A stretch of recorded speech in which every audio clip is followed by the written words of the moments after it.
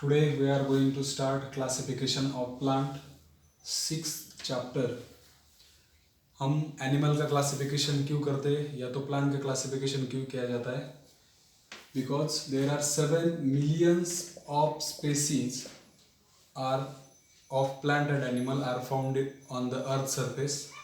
तो अभी सभी अगर क्लासिफाइड नहीं करेंगे तो ऑल स्पेसीज हमें नोन नहीं हो सकती, इसलिए एनिमल का, प्लांट का और डिफरेंट ऑर्गेनिज्म का क्लासिफिकेशन किया जाता है.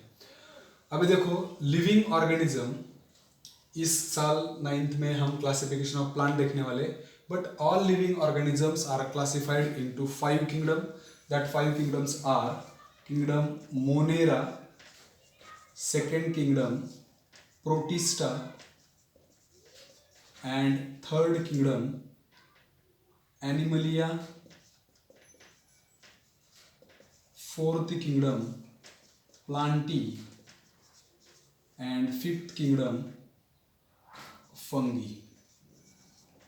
ओके, तो यहाँ पे ये 5 किंगडम मेथड रॉबर्ट विटाकर ने इन्वेंट की थी, क्योंकि इनिशियल पीरियड में ये 2 ही किंगडम थे, किंगडम प्लांटी और किंगडम एनिमलिया और किंगडम प्लांटी. ये 2 किंगडम मेथड, 2 किंगडम मेथड उस टाइम अवेलेबल थी. बट कुछ ऐसे ऑर्गेनिज्म इन्वेंट हुए, कुछ ऐसे प्लांट इन्वेंट हुए जो कि कुछ कैरेक्टरिस्टिक्स एनिमलिया के शोन करते थे और कुछ कैरेक्टरिस्टिक्स प्लांटी के शोन करते थे. इसलिए साइंटिस्ट रॉबर्ट विटाकर ने ये 5 किंगडम मेथड इन्वेंट की, ताकि मोनेरा ग्रुप के, मोनेरा किंगडम के एनिमल ऑर्गेनिज्म सेपरेट, प्रोटिस्टा के सेपरेट, एनिमलिया के और प्लांटी के और फंगी के characteristics separate of plant include होते थे. तो अभी इस साल हम क्लासिफिकेशन ऑफ प्लांट देखेंगे, क्योंकि बाकी का मोनेरा, प्रोटिस्टा और फंगी का हमने देखा है पिछले ईयर्स में, लेकिन प्लांटी का इस साल देखेंगे और एनिमलिया का हम 10th में क्लासिफिकेशन देखेंगे. तो लिविंग ऑर्गेनिज्म का ये classification according to the cell present, nucleus present in the cell. तो ये होता है फर्स्ट प्रोकैरियोटिक ऑर्गेनिज्म और सेकेंड यूकैरियोटिक ऑर्गेनिज्म. अभी ये प्रोकैरियोटिक और यूकैरियोटिक का मतलब होता है, यूकैरियोटिक मतलब न्यूक्लियस में, न्यूक्लियस के सराउंडिंग में न्यूक्लियर मेम्ब्रेन प्रेजेंट नहीं होता, और प्रोकैरियोटिक में न्यूक्लियर मेम्ब्रेन प्रेजेंट होता है. न्यूक्लियर मेम्ब्रेन क्या होता है? सेल के अंदर जो न्यूक्लियस प्रेजेंट होता है, उस न्यूक्लियस के अराउंडिंग एक पर्टिकुलर लेयर प्रेजेंट होता है, उसे कहते हैं nuclear membrane. This nuclear membrane is absent in eukaryotic cell and this nuclear membrane is present in prokaryotic cell. तो इस टाइप में लिविंग ऑर्गेनिज्म का क्लासिफिकेशन देखा जाता है. बट इस साल हम इतना ज्यादा डीप में नहीं जाएंगे, बस क्लासिफिकेशन ऑफ प्लांट में प्लांटी किंगडम की इंफॉर्मेशन लेंगे. अब आप बोलोगे किंगडम, सॉरी, एनिमल्स को, प्लांट्स को या डिफरेंट ऑर्गेनिज्म को क्लासिफाई क्यों किया जाता है?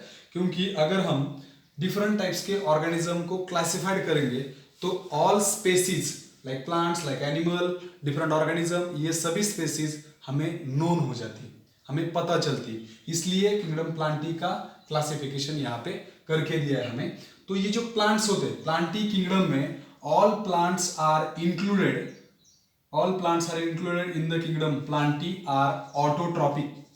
मतलब जो खुद का फूड खुद बनाते वैसे प्लांट्स किंगडम प्लांटी में इंक्लूड होते हैं. मतलब ये जो 4 किंगडम है, kingdom monera, kingdom protista, kingdom animalia and kingdom fungi, all kingdoms are totally depend for food and nourishment to the plantae. Plantae के ऊपर ये सभी किंगडम डिपेंड होते हैं. मतलब किंगडम प्लांटी में जो भी प्लांट्स इंक्लूड हो गए, all plants are autotrophic. All plants possess the photosynthesis process for making food. Food making process में ये autotrophic plants photosynthesis process perform करते हैं due to the presence of chlorophyll in it. तो chlorophyll presence की वजह से यहाँ पे ये all plants food making process perform करते हैं. मतलब किंगडम प्लांटी में जो भी प्लांट इंक्लूड हो गए वो सभी ऑटोट्रॉपिक प्लांट है, ये सभी प्लांट्स ऑटोट्रॉपिक है. तो ये इस किंगडम के बारे में, प्लांटी किंगडम के बारे में इस चैप्टर में हम इंफॉर्मेशन लेंगे. तो फर्स्ट पॉइंट आएगा हमारा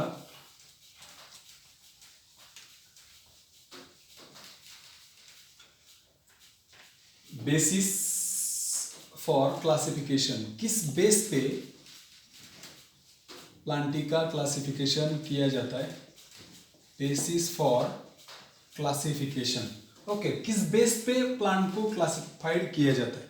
अभी देखो, किसी एक पर्टिकुलर ऑब्जेक्ट को हम डिफरेंट नाउन से, डिफरेंट नेम से हम उसे अंडरस्टैंड करते हैं।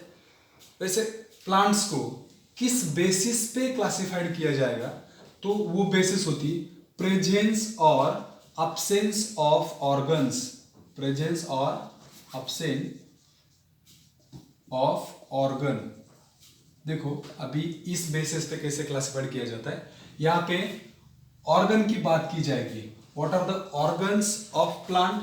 That are root, branches, stem, flower are the different parts, different organs of plant. तो अभी root, branches, stem, flower etcetera are the different organs of plant. इस बेसिस पे प्लांट को क्लासिफाइड किया जाता है, प्रेजेंस और अब्सेंस ऑफ ऑर्गन। कुछ प्लांट्स में ये ऑर्गन्स प्रेजेंट नहीं होते और कुछ प्लांट्स में ये ऑर्गन प्रेजेंट होते हैं। अकॉर्डिंग टू द प्रेजेंस और अब्सेंस ऑफ ऑर्गन प्लांट्स को क्लासिफाइड किया जाता है। तो ऑर्गन प्रेजेंट रहने वाले प्लांट्स डिफरेंट ग्रुप में आएंगे और ऑर्गन अब्सेंट रहने वाले प्लांट डिफरेंट ग्रुप में आएंगे। तो ये फर्स्ट क्राइटेरिया था प्रेजेंस और अब्सेंस ऑफ ऑर्गन, जिसके बेस पे प्लांट का क्लासिफिकेशन किया जाता है। सेकेंड थिंग, प्रेजेंस और absence of conducting tissues, presence और absence of conducting tissues, conducting tissues. अब ये कंडक्टिंग टिश्यूज क्या होती है? क्योंकि जो फूड, मटेरियल और वाटर प्लांट के रूट एब्जॉर्ब करते और फूड और वाटर को एवरी पार्ट ऑफ प्लांट और एवरी ऑर्गन ऑफ प्लांट तक ये रीच किया जाता है due to the conducting tissues. That conducting tissues are xylem and phloem. Xylem and phloem are the conductive tissues of plant. तो ये जो टिश्यूज है दोनों, xylem and phloem, ये दो कंडक्टिव टिश्यूज है। ये दो कंडक्टिव टिश्यूज प्लांट में वाटर या फूड के कंडक्शन का काम करती है। तो ये टिश्यूज के प्रेजेंट और प्रेजेंसी और अब्सेंसी के अकॉर्डिंग प्लांट को क्लासिफाइड किया जाता है। सम प्लांट्स, कुछ प्लांट्स में ये कंडक्टिव टिश्यूज अब्सेंट होती, कुछ प्लांट्स में ये कंडक्टिव टिश्यूज प्रेजेंट होती। मतलब इसके अकॉर्डिंग भी प्लांट क्लासिफिकेशन किया जा रहा। That is the second criteria for plant classification. First one is presence और absence of organ and second one is presence और अब्सेंस ऑफ कंडक्टिव टिश्यूज। मतलब ये कंडक्टिव टिश्यूज कुछ प्लांट में प्रेजेंट रहेगी और कुछ प्लांट में ये अब्सेंट रहेगी। इसके अकॉर्डिंग प्लांट का क्लासिफिकेशन परफॉर्म किया जाता है। ओके, तो थर्ड जो क्राइटेरिया बनता है प्लांट के क्लासिफिकेशन का, मतलब अगर कंडक्टिव टिश्यूज कुछ प्लांट में प्रेजेंट रहेगी तो ये अलग ग्रुप में आएगी, कुछ प्लांट में अब्सेंट रहेगी तो ये अलग ग्रुप में आएगी। अब ये सेकंड क्राइटेरिया था। थर्ड क्राइटेरिया, प्रेजेंस और अब्सेंस ऑफ सीड, प्रेजेंस और अब्सेंस ऑफ सीड। देखो कुछ प्लांट का रिप्रोडक्शन या तो न्यू जनरेशन, प्लांट का न्यू जनरेशन किया जाता है with the help of seed. Without seed plant develop नहीं होते, लेकिन कुछ ऐसे प्लांट्स होते हैं जो विदाउट सीड भी डेवलप हो सकते हैं, विदाउट सीड भी डेवलप हो सकते हैं। मतलब अगर, तो इसका मतलब ये हुआ कुछ प्लांट्स में सीड प्रेजेंट होता है और कुछ प्लांट में सीड अब्सेंट होता है, कुछ प्लांट में सीड अब्सेंट होता है। ये भी थर्ड क्राइटेरिया बनता है प्लांट के क्लासिफिकेशन का। तो अभी मैं बोलूंगा यहाँ पे सीड प्रेजेंट और अब्सेंट के अकॉर्डिंग प्लांट को क्लासिफाई किया जाता है, लेकिन कुछ प्लांट्स में सीड प्रेजेंट होते हुए भी उसका क्लासिफिकेशन डिफरेंट ग्रुप में किया जाता है। कैसे? देखो अभी कुछ ऐसे प्लांट्स कंसिडर करेंगे जिनमें सीड प्रेजेंट होते हैं, लेकिन सीड प्रेजेंट होते हुए भी कुछ सीड्स होते ओपन और कुछ सीड्स होते क्लोज। इसके अकॉर्डिंग भी फिर सब टाइप में उस प्लांट का क्लासिफिकेशन किया जाता है। मतलब प्रेजेंस और एब्सेंस के अकॉर्डिंग तो हो जाएगा, कुछ प्लांट में सीड एब्सेंट रहेंगे, कुछ प्लांट में सीड्स प्रेजेंट रहेंगे, बट जिसमें प्रेजेंट होते उस ग्रुप में कुछ सीड्स होते ओपन और कुछ सीड्स होते क्लोज।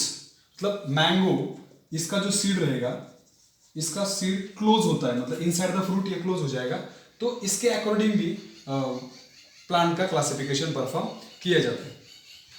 ये थे 3 बेसिस: प्रेजेंस और absence of organ like root, branches, stem, flower etcetera, presence और absence of conducting tissues, those conducting tissues are xylem and phloem, which are the conductive tissues which provide the water and food to the whole plant. Then third criteria था presence और absence of seed. Seed present होते हैं तो वो अलग group में आएंगे, और सीड एब्सेंट होते हैं तो वो अलग ग्रुप में आएंगे।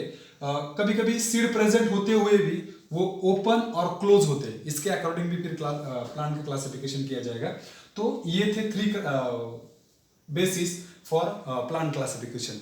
लेकिन इसके अकॉर्डिंग तो क्लासिफाइड किए जाएंगे प्लांट, बट मेन जो क्राइटेरिया होता है that criteria is according to the characteristics of plant.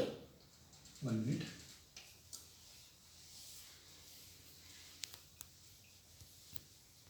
ये 3 बेसिस तो हमने देखी क्लासिफिकेशन की, but at the higher level plants are classified according to their characteristics, according to their characters। अभी आप बोलोगे कैरेक्टर्स क्या होते, तो कैरेक्टर्स क्या होते हैं, मतलब रेस्पिरेटरी सिस्टम, प्रेजेंस और जो मैंने बताया अभी बेसिस ऑफ क्लासिफिकेशन, प्रेजेंस और एब्सेंस ऑफ ऑर्गन, प्रेजेंस और absence of conductive tissues, presence और absence of different parts of plants. तो ये प्लांट्स के कैरेक्टर्स होते हैं। मतलब generally at the higher level plant का जो क्लासिफिकेशन किया जाता है वो अकॉर्डिंग टू देयर कैरेक्टर्स के अकॉर्डिंग उसका क्लासिफिकेशन किया जाता है। और मैंने बोला कैरेक्टर्स क्या है, कुछ प्लांट्स फ्लावर बियर करते हैं, फ्रूट बियर करते हैं, कुछ प्लांट फ्लावर बियर नहीं करते, फ्रूट बियर नहीं करते, उनको फ्रूट होते नहीं, फ्लावर भी होते नहीं। तो ये सभी उसके कैरेक्टरिस्टिक्स है। कंडक्टिव टिश्यूज प्रेजेंट होती या तो कंडक्टिव टिश्यूज एब्सेंट होती, डिफरेंट ऑर्गन प्रेजेंट होते या डिफरेंट ऑर्गन एब्सेंट होते, ये पर्टिकुलर प्लांट्स के कैरेक्टर्स है। मतलब इसके अकॉर्डिंग मेन प्लांट का क्लासिफिकेशन किया जाता है। तो अगर ये जो बेसिस बताए मैंने, जो 3 आपको पहले बेसिस बताई थी, प्रेजेंस और एब्सेंस ऑफ ऑर्गन, प्रेजेंस और absence of conductive tissues and presence और एब्सेंस ऑफ सीड, इसके अकॉर्डिंग उसके कैरेक्टर बनते और उस कैरेक्टर के अकॉर्डिंग प्लांट का क्लासिफिकेशन किया जाता है। देखो मेनली प्लांट 2 ग्रुप में डिवाइड होते हैं। Plants are divided into 2 groups, that groups are cryptogams and second one is phanerogams।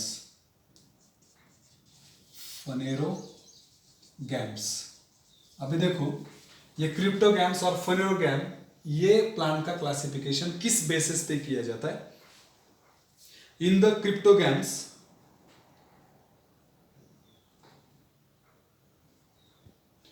cryptogams and phanerogams both classification group of plants divide according to the presence or absence of seed। देखो seed के according plant का classification 2 group में किया जाता है, that is cryptogams and second one is phanerogams. तो cryptogams में seed absent होते हैं, मतलब यहाँ पे फ्लावर डेवलप नहीं होगा, फ्रूट डेवलप नहीं होगा, और फ्रूट के बाद सीड भी डेवलप नहीं होगा। वो जो प्लांट रहेंगे वो क्रिप्टोगैम्स में इंक्लूड होंगे। उसके बाद फनेरोगैम में सीड प्रेजेंट होता है, सीड फनेरोगैम में प्रेजेंट होता है, बट सीड तो प्रेजेंट होता है, बट मैंने पहले बताया आपको सीड अगर प्रेजेंट हुआ तो फिर वो 2 ग्रुप में क्लासिफाइड होता है, जो naked seed, open seed and close seed.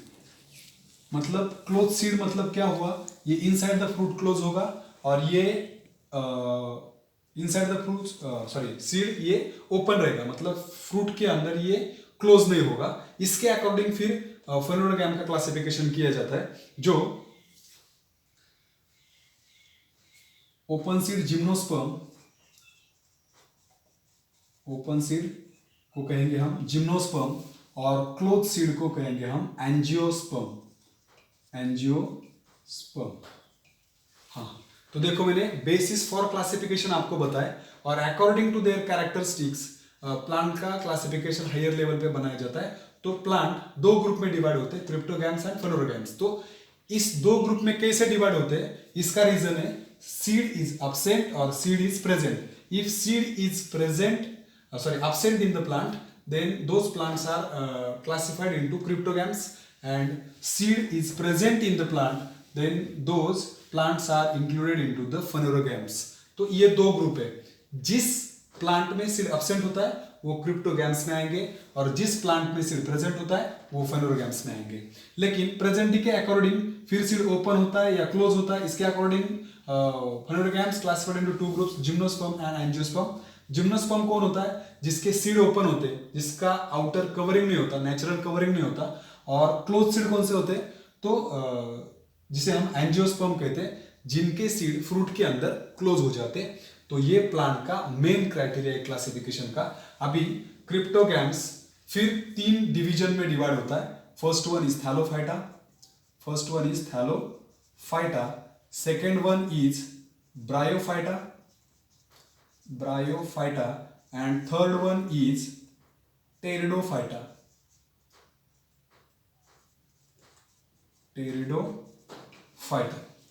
अभी देखो ये क्रिप्टोगैम के थ्री डिवीजन है, ये सभी three division are included in the cryptogams.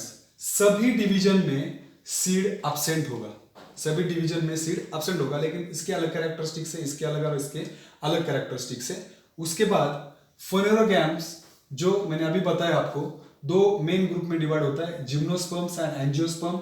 Gymnosperm में ओपन सीड और एंजियोस्पर्म में क्लोज सीड। इनके अलग कैरेक्टरिस्टिक्स है, इनके अलग कैरेक्टरिस्टिक्स है। तो क्रिप्टोगैम्स की थ्री डिवीजन, जो कि थैलोफाइटा में कौन से प्लांट इंक्लूड होते हैं, उसके कैरेक्टरिस्टिक्स क्या है, ब्रायोफाइटा में कौन से प्लांट इंक्लूड होते हैं, उसके कैरेक्टरिस्टिक्स क्या है, और टेरिडोफाइटा में कौन से प्लांट्स इंक्लूड होते हैं और उनके कैरेक्टरिस्टिक्स क्या है, इन डिटेल हम नेक्स्ट पॉइंट में देखेंगे। अभी क्रिप्टोगैम्स के मतलब अभी प्लांट्स का क्लासिफिकेशन ध्यान से सुनो। क्रिप्टोगैम्स एंड फेनोरोगैम्स, इन दो ग्रुप में प्लांट डिवाइड होते हैं। फिर क्रिप्टोगैम्स में सीड absent होता है, और उसकी थ्री डिवीजन होती, थैलोफाइटा, ब्रायोफाइटा एंड टेरिडोफाइटा। फेनोरोगैम्स दो ग्रुप में डिवाइड होता है, जिम्नोस्पर्म, एंजियोस्पर्म। ओके, तो अभी एक एक के बारे में जान लेंगे हम यहाँ पे। तो क्रिप्टोगैम्स की फर्स्ट डिवीजन, जो कि थैलोफाइटा,